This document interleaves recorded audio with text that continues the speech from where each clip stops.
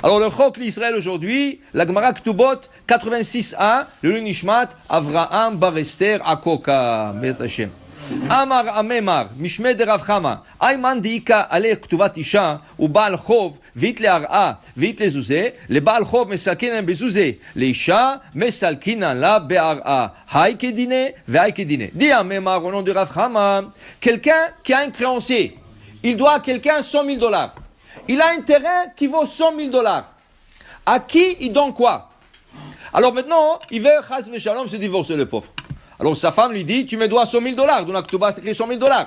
Son créancier lui dit, tu me dois $100,000. Pas de problème, il a $200,000. Mais à qui il donne quoi? Dit la Gemara, à la femme, il donne le terrain, au créancier, il donne l'argent.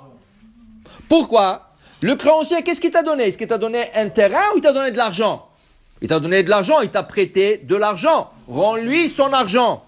La femme, c'est une obligation, c'est une garantie que tu t'es obligé envers elle. En cas d'un divorce, tu donneras quelque chose, la somme de $100,000. Mais tu n'as pas écrit de l'argent, tu as écrit une valeur. Tu t'es obligé pour une valeur. Alors cette valeur-là peut se traduire aussi dans un champ, c'est ça?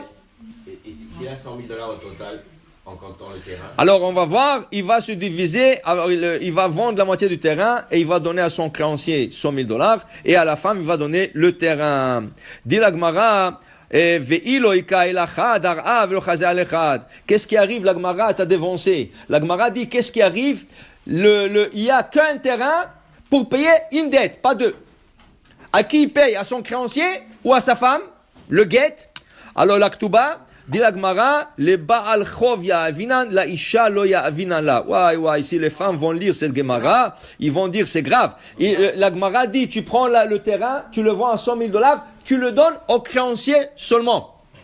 Mais tu ne payes pas à la femme. Comment tu ne payes pas à la femme? Elle a divorcé. Tu sais pourquoi? Maïta'ama, quelle a raison? Yoter ma sha'ish rotse lisa, Isha rotsa linase. Sache une chose. Qui c'est qui veut se marier plus? Un homme ou une femme? Un homme, il veut se marier, mais il peut rester aussi seul pour longtemps. Une femme, elle veut plus se marier. Pourquoi? Une femme ne veut pas rester seule. La nuit, ça fait peur. Sortir, ça fait peur. Tu comprends? La femme a besoin d'un compagnon, de quelqu'un qui accompagne. Alors elle voulait se marier plus que l'homme. Ça veut dire que quand elle s'est mariée, oui, c'est obligé à lui donner $100,000, mais elle a pris le risque. Elle a pris le risque. En cas où qu'il ne pourra pas payer, elle ne lui réclamera pas. Il lui doit toujours cet argent. Il lui doit, mais maintenant il n'a pas. Alors comme elle a pris le risque, on lui dit d'abord, débarrasse-toi du créancier. La femme, okay? Et ça c'était une manière aussi de la garder. Parce que la Gemara nous explique que les femmes, quand tu lui donnes trop dans la Ketouba, elles ont déjà, tu sais, de toute façon, si elle divorce, elle a quoi s'arranger, elle a encore sa maison, elle a encore $100,000 en compte en banque, elle peut se débrouiller. Mais si elle sait qu'elle sortira sans rien, elle va penser 2 fois avant de quitter la maison. Tu comprends? Il y a 2 choses. La femme, c'est l'argent. L'homme, c'est les enfants. Le Midrash nous enseigne que Yaakov Avinu, depuis le départ, il voulait divorcer sa femme Léa. Pourquoi? Parce qu'on l'a triché. Lui, il s'est marié avec Rachel, et le beau-père, qu'est-ce qu'il a fait? Il a dit à Rachel, enlève-toi. Il a pris l'autre sœur, il lui a fait marier avec une femme qu'il voulait pas.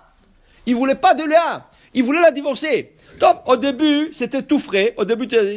Mais, avec le temps, la Torah dit, Vayar Hashem kisnoa Léa. La Torah dit, et Hashem voit que Léa, elle est comme Has Veshalom. C'est pas, il faut pas le prendre sur le sens littéraire. Et Léa est comme haï par Yaakov. Qu'est-ce qu'il fait Hachem? Tout de suite, elle est tombée enceinte. 1 semaine, 2 semaines plus tard, elle est tombée enceinte. Alors, Yaakov, le Midrash, il dit, non, attends une seconde.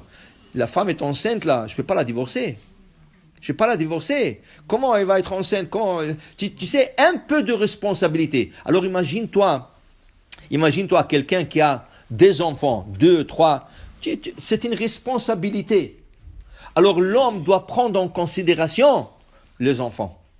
Tu comprends? Tu as des enfants, Tu divorces pas, ils ont besoin de leur père, ils ont besoin de la mère. Il y a des occasions joyeuses qui arrivent. Il y a une bar mitzvah, il y a un brit mila, il y a un mariage. Tu comprends? Il y a tout ça qui rentre en compte. Tu n'es pas content?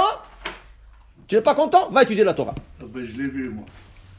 Va étudier la Torah, va faire quelque chose d'autre. C'est ça? Pour te dire, ça c'est le compte du mari. Le compte du mari, c'est les enfants. Le compte de la femme, c'est l'argent. Mais elle a pris ça en considération déjà, en cas où que le mari ne pourra pas lui payer, okay? Alors elle lui réclamera pas, ça va être une dette.